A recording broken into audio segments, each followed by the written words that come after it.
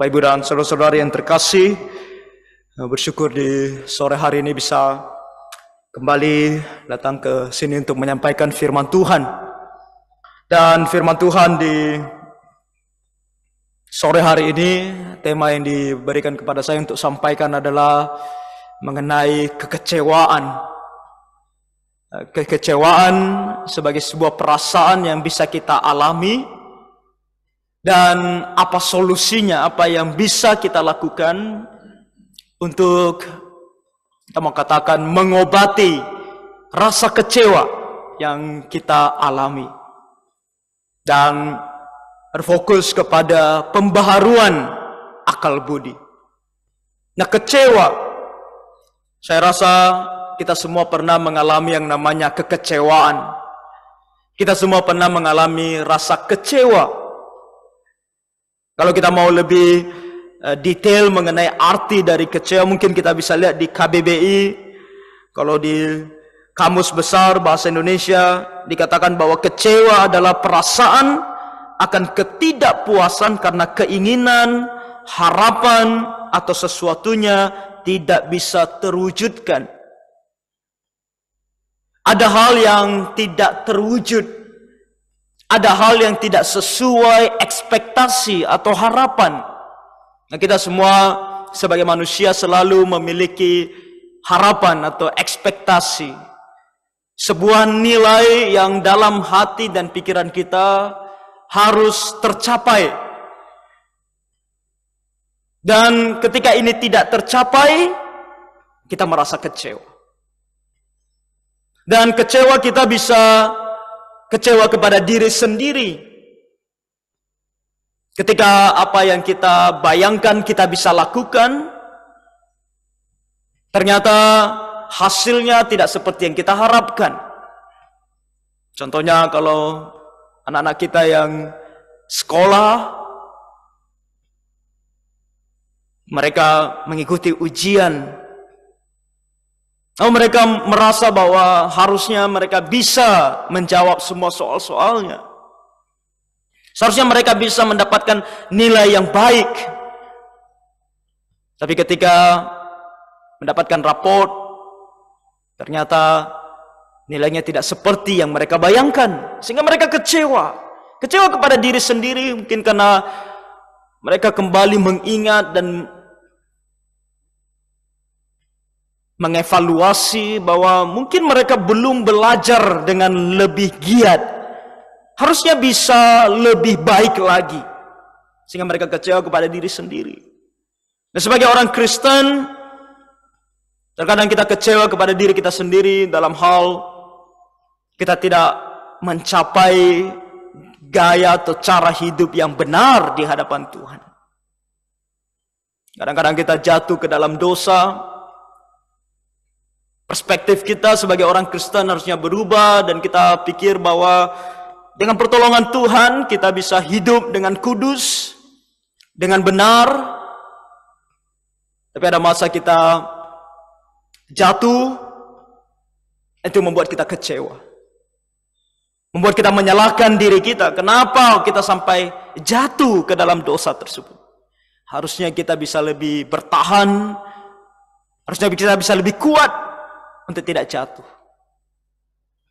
Kita bisa kecewa kepada orang lain tentu. Orang lain yang kita anggap bisa melakukan sesuatu sesuai dengan ekspektasi dan harapan kita, tapi tidak bisa melakukannya. Dalam hal pekerjaan, ketika kita bekerja dengan teman sekerja, kita berharap orang ini bisa bekerja dengan lebih baik, hasilnya nanti bisa bagus, bisa baik. Tapi karena satu dan dua hal, dia mungkin gagal, dan kita merasa kecewa. Dan lebih ekstrim lagi, bahkan ketika kita berbicara kita sebagai orang Kristen, kita bisa merasakan kecewa, atau kita mau katakan kita kecewa, bahkan kepada Tuhan. Seharusnya tidak terjadi, tapi terkadang kita bisa merasakan itu. Bukan karena Tuhan tidak sempurna, kalau diri kita dan orang lain, itu karena ketidaksempurnaan. Bukan karena Tuhan tidak sempurna. Bukan karena apa yang Tuhan lakukan itu tidak baik. Tapi karena kita tadi punya ekspektasi. Kita tadi mempunyai pemikiran kita sendiri. Sehingga apa yang dilakukan oleh Tuhan dalam hidup kita, kita merasa kurang tepat. Kita merasa tidak sesuai dengan keinginan kita. Lalu kita mulai mengatakan, langsung atau tidak langsung, kita mungkin mengatakan kecewa kepada Tuhan. Nah, rasa kecewa yang satu ini tentu tidaklah tepat. Makanya kecewa juga bisa dikatakan ada yang benar, ada yang salah. Rasa kecewa yang tidak tepat adalah rasa kecewa seperti tadi kepada Tuhan. Karena Tuhan tidak pernah melakukan sesuatu yang tidak sempurna. Dia tidak mempunyai kelemahan. Tapi ada juga rasa kecewa yang benar. Memang kita kecewa karena sesuatu hal itu memang terjadi dan buruk hasilnya. Apalagi kecewa kepada orang lain, kepada diri kita sendiri. Dan memang hasilnya buruk sekali sehingga kita kecewa. Kita tidak bisa menolak perasaan itu. Maka di sore hari ini kita bukan sedang mengatakan bahwa tidak boleh kecewa sama sekali. Karena kecewa adalah sebuah perasaan alami yang kita alami sebagai manusia. Tapi kita mencoba mengerti apa kata firman Tuhan mengenai bagaimana kita mengatasi rasa kecewa. Kecewa perlu diatasi. Karena kalau kecewa tidak diatasi, maka itu bisa memimpin kepada sesuatu yang lebih buruk daripada hanya sekedar kecewa. Karena kecewa bisa memimpin kepada keputusasaan. Kecewa bisa memimpin kepada tidak mau lagi hidup. Makanya banyak anak muda putus cinta, kecewa. Mungkin pasangannya selingkuh, pasangannya tidak setia. Ekspektasi dia, kami berpacaran, nanti akan menikah dan hidup sampai tua, selamanya bersama. Tapi belum itu terjadi, pasangannya pergi dengan orang lain. Sehingga dia kecewa, tidak tercapai ekspektasinya, keinginannya. Dan kita tahu di berita, saya sendiri punya 2 orang yang saya kenal secara pribadi di kampung halaman bunuh diri karena rasa kecewa, merasa tidak ada lagi artinya dia hidup. Untuk apa aku lagi hidup? Apa yang aku inginkan aku tidak dapatkan. Dan ini bukan hanya sekedar masalah cinta, tentu masalah hal lain. Pekerjaan, studi, semua yang kita punya ekspektasi, kalau itu tidak tercapai, iblis selalu ada di sana dan menggoda kita untuk mengatakan tak ada jalan keluar, berhenti aja sampai di situ, mati saja. Sama seperti kepada Ayub kan. Dan iblis menggunakan istrinya untuk mengatakan kutuklah Tuhan dan mati. Setelah dia mengalami segala hal yang buruk. Tapi di sini kita melihat dari Yeremia pasal 29 tentang adanya solusi bagi kita kalau kita mengalami kekecewaan. Dan ini juga dialami oleh orang Israel. Kalau tadi kita melihat di ayat yang pertama dikatakan di sini, beginilah bunyi surat yang dikirim oleh Nabi Yeremia dari Yerusalem kepada tua-tua di antara orang buangan, kepada imam-imam, kepada nabi-nabi, dan kepada seluruh rakyat yang telah diangkut ke dalam pembuangan oleh Nebukadnezar dari Yerusalem ke Babel. Bapak Ibu, ini pembuangan ke Babel. Nah, sebenarnya pembuangan ke Babel adalah sebuah hukuman bagi orang Israel. Orang Israel dibuang ke Babel oleh karena dosa mereka. Tetapi dalam kasih Allah yang besar, bahkan ketika orang Israel ini menjalani hukuman mereka, Tuhan masih memberikan mereka atau menunjukkan kasih-Nya kepada mereka. Dengan Dia akan memberitahukan kepada mereka bahwa Dia menyertai mereka, dan Dia masih memberikan mereka harapan di masa yang akan datang. Banyak orang percaya, dan saya juga percaya, bahwa tidak semua orang Israel melakukan dosa sehingga layak untuk dibuang ke Babel. Ada di antara mereka yang tidak tahu mengenai apa yang terjadi bahkan. Mereka mungkin masih beribadah kepada Tuhan, masih setia beribadah kepada Tuhan, tapi karena mereka satu bangsa, hukumannya adalah kepada satu bangsa, bukan kepada pribadi-pribadi. Tuhan tidak menyeleksi siapa yang ikut dihukum atau yang ikut merasakan hukuman ini. Semuanya kena, satu bangsa.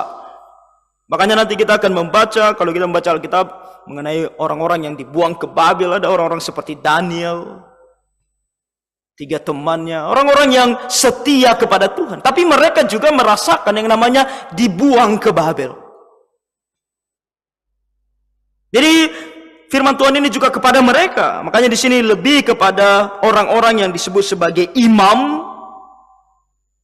mereka yang melayani Tuhan di rumah Tuhan.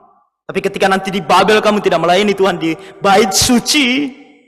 Lalu nabi-nabi, mereka yang menyampaikan firman Tuhan, bahkan seluruh umat Tuhan. Mungkin ada rasa kecewa yang mereka rasakan. Terlebih mereka yang tidak mengikuti atau tidak melakukan dosa yang patut untuk menerima hukuman. Hanya karena mereka, status mereka sebagai rakyat Israel, mereka ikut dibuang. Mungkin mereka berpikir dalam hati mereka, apa yang salah? Kenapa Tuhan melakukan hal ini? Mungkin mereka kecewa. Dan bagi mereka yang melakukan dosa, tentu mereka kecewa kepada diri mereka sendiri. Kalau mereka adalah anak Tuhan, tentu mereka mau bertobat. Dan mereka menyalahkan diri sendiri. Mengapa? Mengapa aku kemarin melakukan dosa ini? Orang Israel menyembah berhala. Kenapa aku menyembah berhala? Harusnya aku setia kepada Tuhan. Harusnya aku setia kepada kebenaran firman Tuhan. Aku bisa melakukannya. Karena di Israel ada firman Tuhan yang bisa aku baca dan bisa aku ikuti. Tapi justru aku melakukan sebaliknya. Sehingga sekarang Tuhan hukum dan Tuhan buang kami ke Babel. Nah, perasaan kecewa ini bisa menjadi sebuah batu acuan bagi mereka untuk mengatakan bahwa kita tak punya harapan lagi. Untuk apa kita hidup? Atau bahkan mungkin bisa membuat mereka berpikir, kita tinggalkan Tuhan saja. Di Babel mungkin ada Allahnya orang Babel. Kelihatan mungkin lebih kuat, buktinya kita kalah, Israel kalah. Mungkin kita menyembah Allah lain saja. Tapi di sini Tuhan mengirimkan surat ini melalui Yeremia untuk menguatkan mereka, untuk memberitahukan kepada mereka ada solusi. Bukan kalian akan secara otomatis sekarang solusinya adalah kalian kembali ke Israel, bukan. Kalian akan tetap menjalani yang sulit ini. Kalian akan tetap menjalani kesusahan ini. Tapi dalam menjalaninya ada solusi bagi kalian. Yeremia di sini menuliskan surat yang daripada Tuhan tentu kepada mereka, dan hal yang pertama di ayat 4 dikatakan, beginilah firman Tuhan semesta alam, Allah Israel, kepada semua orang buangan yang diangkut ke dalam pembuangan dari Yerusalem ke Babel. Hal yang pertama ketika kita merasa kecewa dan pembaharuan akal budi yang bisa menjadi solusi bagi kita adalah ingat dan tahu bahwa Tuhan masih mengontrol Tuhan masih mengontrol. Tuhan masih berkuasa. Tidak ada yang terjadi dalam hidup ini yang terjadi secara kebetulan. Sebenarnya kalau kita berbicara tentang ekspektasi kita yang tidak tercapai, seringkali kita berpikir tentang siapa yang membuat dia tidak tercapai. Ya, kemarin saya juga lihat-lihat di Google, apa kata orang-orang mengenai mengatasi rasa kecewa. Dan salah satu yang mereka katakan adalah cari dan betul-betul pastikan siapa dan apa yang membuat kamu kecewa. Dan dia bilang kalau kamu sudah tahu itu akan lebih mudah bagimu untuk mencari solusinya. Ada benarnya, ada kalanya kita harus evaluasi bahkan diri kita sendiri. Tapi terkadang kita terlalu fokus dengan hal tersebut untuk mencari ini salah siapa. Dan seolah-olah karena salah orang tersebut atau hal tersebut ini terjadi. Kalau tidak salah, ini tidak terjadi. Kita sebagai orang Kristen bisa melihat jauh lebih tinggi daripada itu. Bukan hanya apa yang ada di dasar, tapi kita bisa melihat dari perspektif Allah. Guru saya selalu menggambarkan bahwa kita sebagai orang Kristen ketika melihat dari perspektif Allah sama seperti kalau kita melihat dari perspektif burung di udara. Kalau kita hanya melihat dari perspektif di bawah saja, kita hanya melihat seperti ulat. Ulat yang ada di atas dahan atau mungkin di tanah, melihat hanya yang ada di sekitarnya. Tapi kita bisa melihat dari perspektif yang lebih tinggi, perspektif dari Tuhan, melihat seluruh permukaan. Dan dari perspektif Tuhan, mungkin memang ada orang yang berbuat salah, mungkin ada hal yang tidak berjalan sesuai dengan apa yang kita harapkan. Tapi ingat, Tuhan masih mengontrol. Ini tidak terjadi karena kebetulan. Tuhan masih yang mengizinkan ini terjadi. Kalau Tuhan tidak izinkan, ini tidak akan terjadi.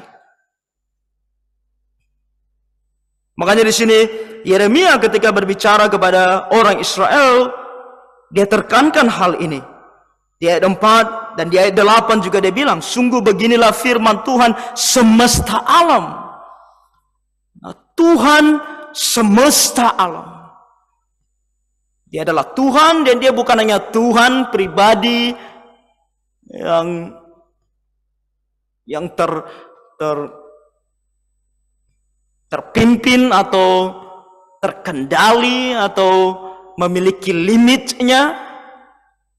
Tapi dia adalah Allah semesta alam, Tuhan semesta alam. Segala sesuatu di bawah kolong langit ini tidak ada yang tidak dikuasai oleh dia. Termasuk hal yang sedang kita alami. Tuhan semesta alam. Dan dia dikatakan di sini adalah Allah yang berkuasa di sorga, mengontrol segala sesuatunya, berkuasa atas segala sesuatunya. Tapi dia bukan Allah yang asing, karena dia katakan di sini sebagai Allah Israel. Bahkan hal yang buruk ini, yang tidak enak untuk dirasakan ini bagi orang Israel, yaitu hukuman di Babel. Ini pun diizinkan oleh Tuhan semesta alam. Tapi dia adalah juga Allahnya Israel. Dia adalah Tuhan mereka secara pribadi. Dan kalau kita aplikasikan ke dalam diri kita sebagai orang Kristen, dia adalah Tuhannya kita. Allah yang mengontrol segala sesuatunya ini tetap adalah Allah kita. Dia yang mengasihi kita. Dia yang begitu peduli dengan kita. Tuhan masih mengontrol. Dengan ini kita bisa lebih melihat kekecewaan yang kita rasakan sebagai sesuatu yang tidak buruk, Karena Tuhan kontrol, Tuhan berkuasa, Tuhan izinkan. Dan ketika Tuhan izinkan, Tuhan bekerja, segala sesuatu bekerja demi kebaikan. Roma 8 ayat 28. Tuhan selalu bekerja demi kebaikan. Jadi kita tidak perlu khawatir. Kita tidak perlu merasa bahwa kekecewaan ini adalah akhir dari segalanya. Allah kita adalah Allah yang baik. Dia pasti punya tujuan yang baik. Itu adalah Tuhan kita. Dan kita percaya kepada Dia. Dan kita bersandar kepada kehendaknya ini.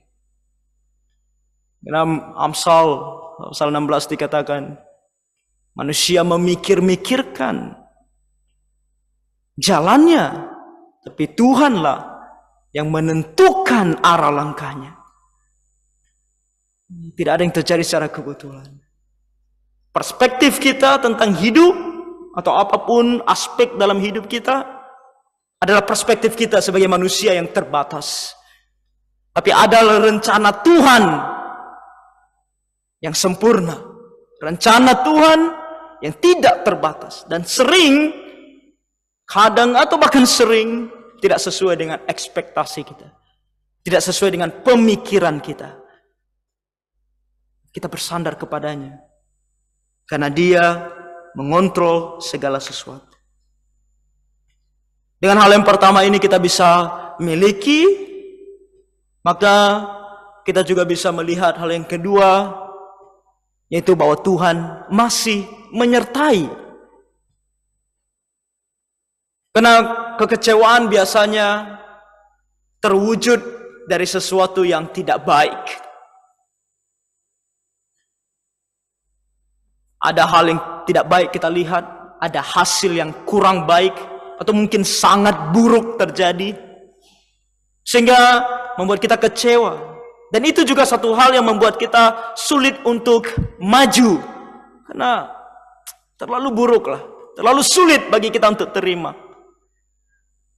Tapi selain daripada kita tahu Tuhan mengontrol, kita juga harus tahu bahwa Tuhan masih menyertai. Seburuk apapun itu, Tuhan tetap ada di situ dan menyertai kita. Itu kita lihat dari ayat-ayat selanjutnya di ayat 5. Ada perintah Tuhan kepada orang Israel, bahwa ketika kamu nanti sampai di Babel, dirikanlah rumah untuk kamu diami, buahlah kebun untuk kamu nikmati hasilnya, ambillah istri untuk memperanakan anak laki-laki dan perempuan, ambilkanlah istri bagi anakmu laki-laki dan carikanlah suami bagi anakmu perempuan, supaya mereka melahirkan anak laki-laki dan perempuan, agar di sana kamu bertambah banyak dan jangan berkurang. Lalu usahakanlah kesejahteraan kota kemana kamu aku buang.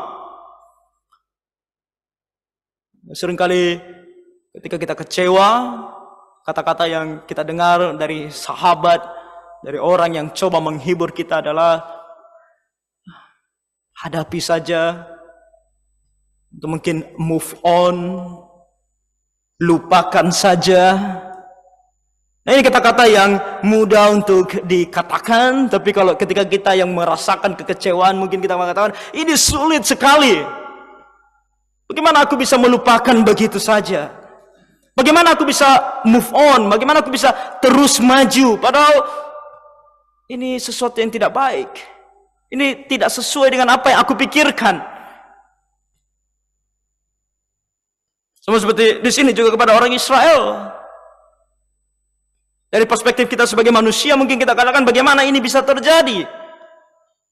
Tempat yang paling nyaman untuk kami bisa membangun rumah, membuat kebun, berkeluarga adalah tanah perjanjian.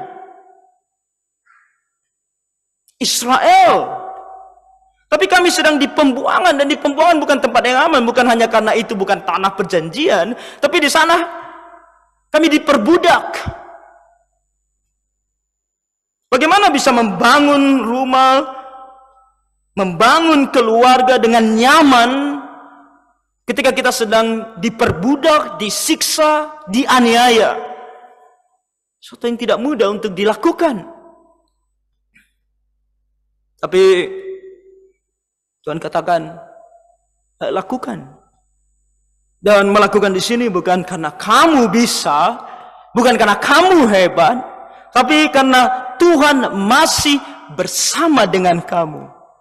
Dan tadi di ayat 7 bagian yang kedua dikatakan, dan berdoalah untuk kota itu kepada Tuhan, sebab kesejahteraannya adalah kesejahteraanmu. Ketika kamu di pembuangan, kata Tuhan kepada orang Israel, kamu masih bisa berdoa kepada Tuhan. Kamu masih bisa meminta Tuhan untuk menolong, dan Dia akan tolong kamu. Dan Tuhan yang akan menolong kamu ini adalah Tuhan yang masih menginginkan kesejahteraan bagi kamu. Kesejahteraan kota di mana kamu dibuang adalah kesejahteraanmu. Kamu berdoa bagi kesejahteraan kota itu, kamu berusaha bagi kesejahteraan kota itu, kamu berdoa meminta Tuhan untuk menolong, kamu akan sejahtera di sana. Tuhan masih menyertai.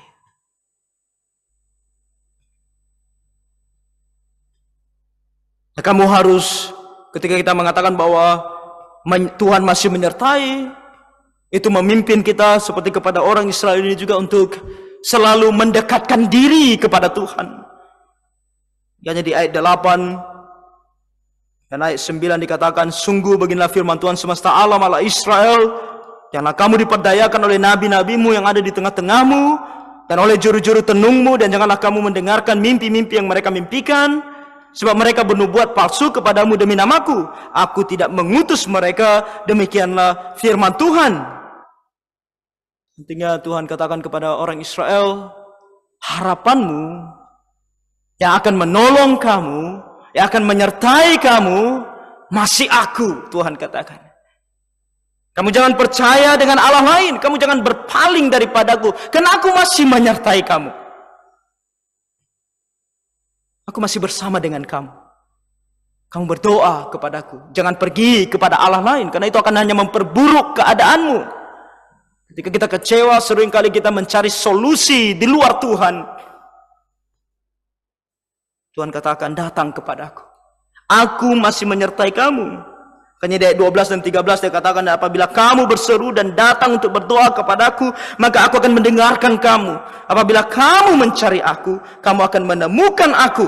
Apabila kamu menanyakan aku dengan segenap hati. Ayat 14 dari harusnya juga dibaca. Aku akan memberi kamu menemukan aku. Demikianlah firman Tuhan. Tuhan masih ada di situ. Dia masih bersama dengan kita. Dia masih bersama dengan orang Israel bahkan ketika mereka sedang dihukum ini. Apalagi kalau kita mengalami kekecewaan bukan karena kesalahan kita, bukan karena dosa kita, mungkin kesalahan orang lain, mungkin dosa orang lain, tapi kita harus menanggung akibatnya. Maka lebih lagi harusnya kita bisa merasakan bahwa Tuhan selalu ada bersama dengan kita. Dia bisa memberikan kita kekuatan. Kalaupun kita harus move on, kalau kita pun harus tetap maju, kita bisa. Bukan karena kita kuat, bukan karena kita hebat. Kalau kita bersandar kepada diri sendiri, kita tidak akan mampu, benar. Tapi kita bisa bersandar kepada Tuhan. Tuhan masih peduli kepada kita. Tuhan masih menyertai kita. Dan yang terakhir, Tuhan masih memberikan harapan. Di dalam Tuhan tidak ada hidup tanpa harapan.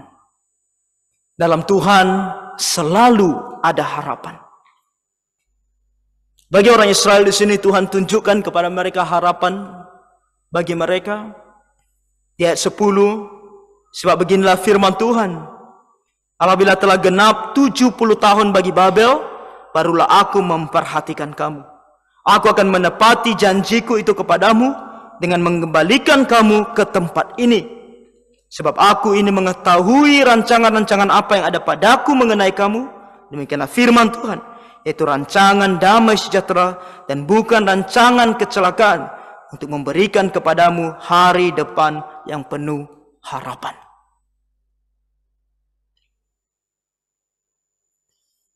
Israel sebagai sebuah negara, ketika mereka dikalahkan oleh musuh, maka pikiran yang lebih rasional sebagai manusia adalah negara ini tidak akan pernah ada lagi. Sama seperti bangsa-bangsa lainnya. Kalau kita membaca Alkitab, kita menemukan begitu banyak bangsa di masa zaman dulu, tapi sekarang sudah tidak ada. Dan kalau kita membaca sejarah, maka kita menemukan itu karena adanya bangsa lain yang lebih kuat mengalahkan bangsa tersebut, sehingga bangsa itu menjadi hilang dari sejarah. Pikiran yang sama bisa muncul dalam pikiran orang Israel. Tidak ada lagi harapan bagi kita. Tuhan saja sudah bilang, oke, kita hidup saja baik-baik di Babel. Mungkin kita tidak akan kembali ke Yerusalem lagi.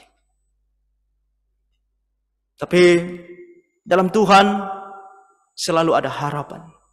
Dan harapan ini terkait dengan kesetiaan Tuhan.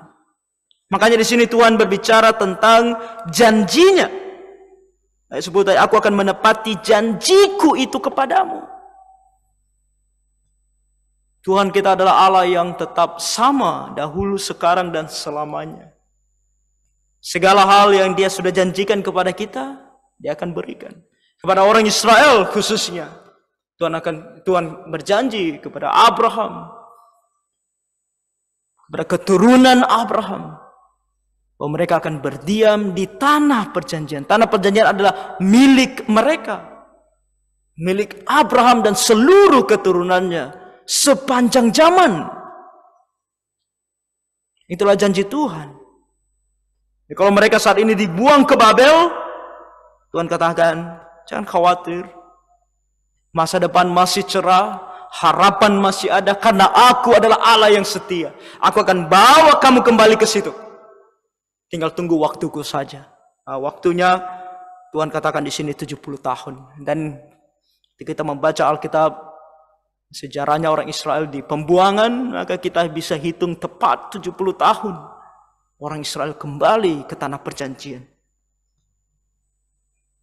Tuhan memiliki rancangan-rancangannya. Dan dalam kesetiaan rancangan ini pasti akan terjadi. Dan dalam hidup kita juga sama sebagai orang Kristen. Tuhan ketika Dia ciptakan kita bukan hanya sekedar untuk hidup, tapi Dia ciptakan kita dengan tujuan. Dia ciptakan kita dengan segala rencana bagi hidup kita. Dan rencana-rencana ini atau rancangan-rancangan ini adalah rancangan-rancangan disebut di sini sebagai rancangan damai sejahtera dan bukan rancangan kecelakaan. Segala sesuatu terjadi demi kebaikan. Tidak ada hal yang direncanakan oleh Tuhan dalam hidup kita yang buruk. Kita saja terkadang menilainya buruk. Tapi sebenarnya itu adalah hal yang terbaik yang kita bisa miliki, yang kita bisa alami.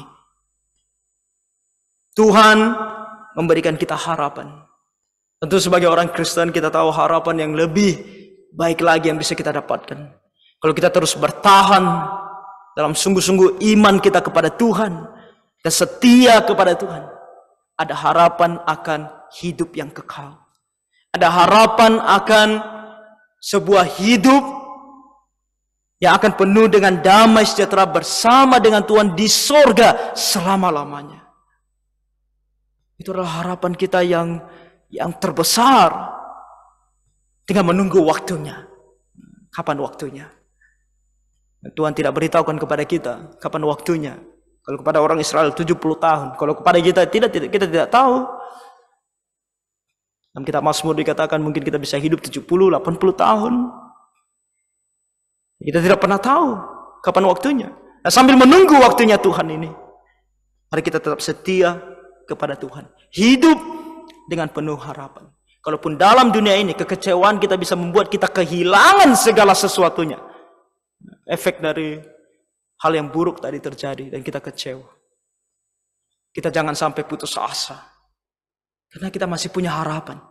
Dalam dunia ini kehilangan segala sesuatunya pun. Bahkan sampai ke ekstrim yang seperti ini pun. Kita masih punya harapan. Hidup kekal bersama dengan Tuhan di sorga. Maka kita harus setia kepadanya. Melakukan apa yang benar di hadapannya. Jadi kalau kita kecewa, mari kita mengubah akal budi kita dengan kita lebih banyak memikirkan tentang siapa Tuhan, bahwa Tuhan masih mengontrol, Dia masih berkuasa, bahwa Tuhan masih menyertai. Yang buruk ini pun akan bisa kita lewati, akan bisa kita lalui bersama dengan Tuhan. Dan di ujung, di akhir dari segalanya, selalu ada harapan. Harapan yang penuh sukacita dan kebaikan yang datang dari Tuhan. Dengan ini kiranya kekecewaan jangan menguasai kita sampai kita putus asa. Tapi kita dapat mengubah kekecewaan itu. Bahkan suatu hari bersyukur. Bahkan untuk rasa kecewa itu. Kiranya Tuhan menolong kita. Mari kita berdoa. Bapa Surgawi, tolonglah kami, anak-anak-Mu yang lemah ini Tuhan. Yang dalam pikiran kami dan perasaan kami terkadang mengalami kekecewaan. Kuatkan dan tolong kami Tuhan, supaya kami bisa memandang kepada-Mu. Mengetahui bahwa Engkau adalah Allah yang berkuasa mengontrol segala sesuatunya.